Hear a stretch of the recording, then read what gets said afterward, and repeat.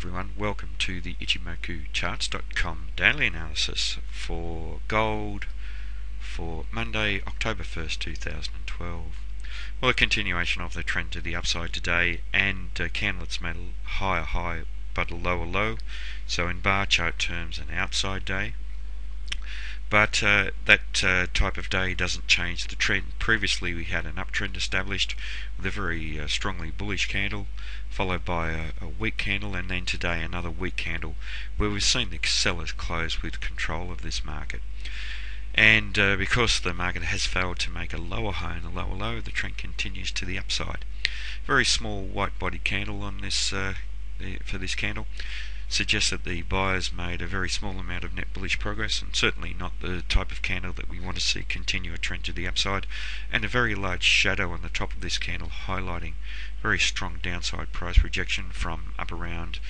getting near the 1800 round number level,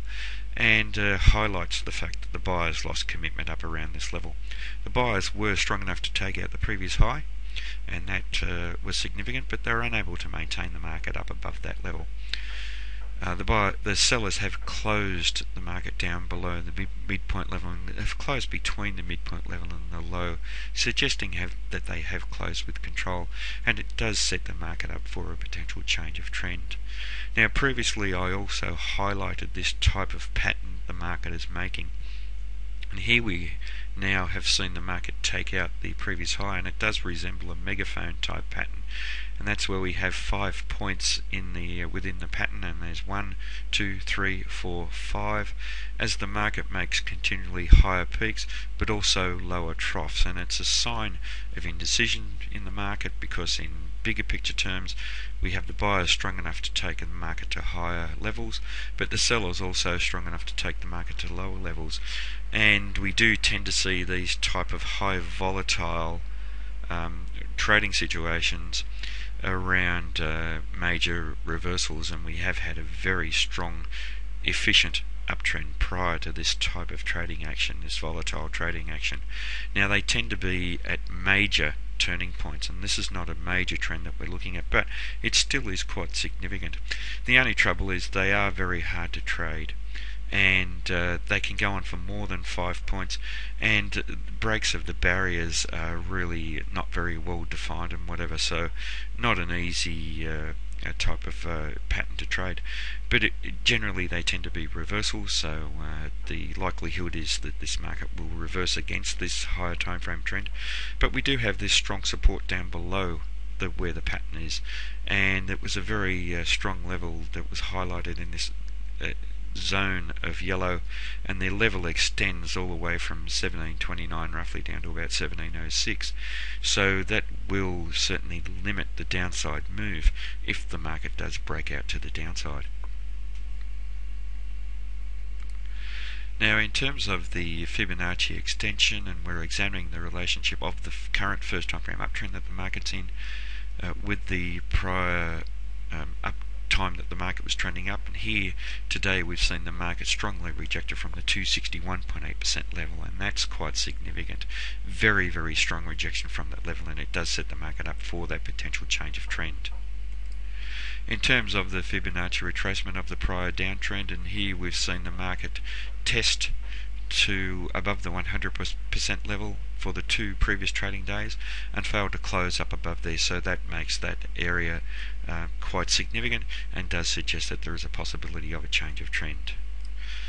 In terms of Ichimoku, we have a bullish market in all 3 time frames, and this is a little bit different than the equities market, where the market was bullish in the longer term time frames but bearish in the shorter term time frames. The market has been able to maintain this bullishness in the longer term time frame, and that could be significant.